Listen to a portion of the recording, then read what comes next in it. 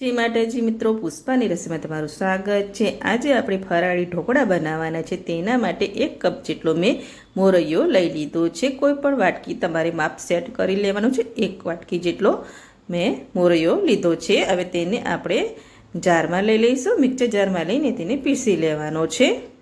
આપણે ઢોકળા બનાવવાના છે એટલે દરદરો હશે તો પણ ચાલશે। આપણે પીસી લઈશું। પીસીને રેડી કરી દીધો છે। જો એકદમ દરદરો પીસાઈ ગયો છે। एकदम फाइन पाउडर नहीं करवानो, आपणे दरदरो ज राखीशुं। तेने अंदर आपणे एक अर्धी वाटकी जेटलुं दही लई लईशुं। जो मोरुं होय तो 1 वाटकी आखुं लई लेवानुं। मारे खाटुं दही छे एटले मैं अर्धी वाटकी जेटलुं लीधुं छे।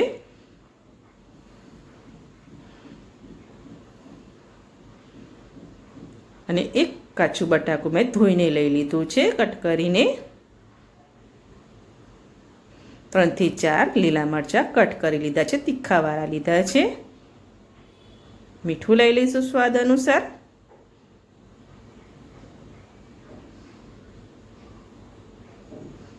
એ અડધી વાટકીથી ઓછું આપણે પાણી લઈ લઈશું। જે વાટકીમાં દહીં લીધું હતું તેમાં જ પાણી લઈ લઈશું। જો આદું ખાતા હોય તો તમારે લઈ લેવાનું। એડ કરી દઈશું અને સરસ પીસી લઈશું।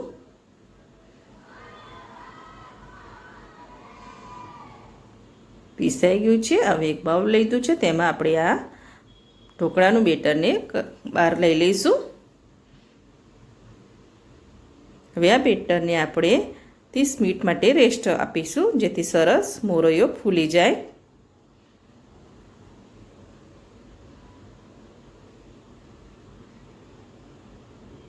હવે તેને આપણે ઢાંકીને કોઈક ગરમ જગ્યાએ મૂકી દેવાનો છે, જેથી સરસ મોરૈયો ફૂલીને આથો આવી જાય।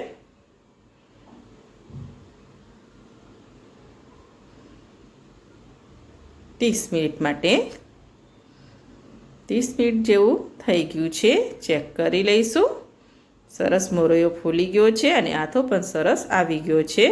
ગરમ જગ્યા પર તમારે મૂકી દેવાનું તેને। સરસ આથો આવી ગયો છે। એકદમ થીક બેટર આપણું થઈ ગયું છે। મોરૈયો ફૂલી જાય પછી સરસ બેટર થીક થઈ જાય છે। હવે તેમાં આપણે કોથમીરના પાન લઈ લઈશું। ઝીણા સુધારેલા કોથમીરના પાન લીધા છે। મિક્સ કરી લઈશું। બાજુના ગેસ પર મેં પાણી ગરમ કરવા મૂકી દીધું છે અને ડીશને મેં તેલથી ગ્રીસ કરી લીધી છે ઢોકળા મૂકવા માટે। હવે ઈનોનું પેકેટ લઈ લઈશું। 1 ઈનોનું પેકેટ આપણે એડ કરી દઈશું।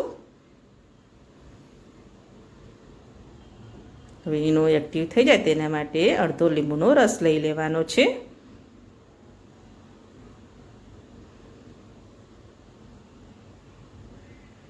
હવે એક જ ડાયરેક્શનમાં તેને ફેટી લેવાનું છે સરસ, જેથી હવાના કણ ભરાઈને આપણા ઢોકળા એકદમ સોફ્ટ અને જાળીદાર બને।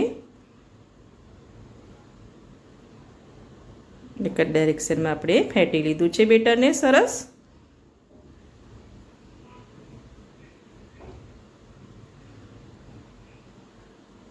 તેથી ગ્રીસ કરી રાખેલી ડીશ હતી તે પણ સરસ ગરમ થઈ ગઈ છે। હવે બેટર એડ કરી દઈશું।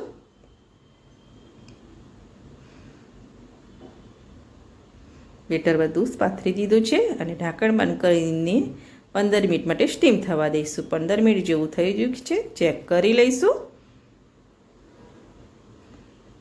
સરસ ફૂલી ગયા છે આપણા ઢોકળા ફરાળી। હવે તે ચપ્પુ એડ કરીને ચેક કરી લેવાનું છે। ચપ્પુ ક્લીન નીકળ્યું છે। ગેસની આંચ બંધ કરી દઈશું અને ઢોકળાની બહાર લાવીને ઠંડા કરી લઈશું। ઠંડા થઈ રહ્યા છે। હવે તેના પર વઘાર એડ કરવાનો છે। તેના માટે 1.5 ચમચી જેટલું તેલ લઈ લીધું છે। રાઈ લઈ લીધી છે। રાઈને સરસ તતડવા દઈશું। રાઈ તતડી ગઈ છે। 2 લીલા મરચાં કટ કર્યા હતા ઝીણા, તે લઈ લીધા છે।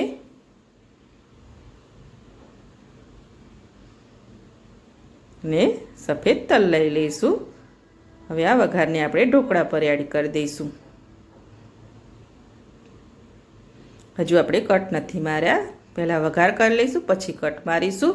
થોડું આપણે લાલ મરચું છાંટી લઈશું। જો તમે ખાતા હોય તો તે એડ કરવાનું। થોડા કોથમીરના પાન લઈ લીધા છે અને તે લાલ મરચું છાંટી દેવાનું અને બ્રશની મદદથી સરસ ફેલાઈ દેવાનો વઘારને।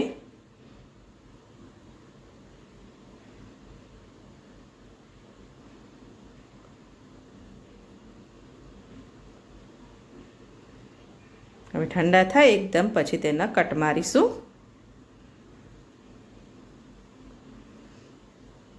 એકદમ ઠંડા થઈ ગયા છે અને મેં કટ મારી દીધા છે જો. અને એક કટ મારેલા હું તમને બહાર કાઢીને પણ બતાવું.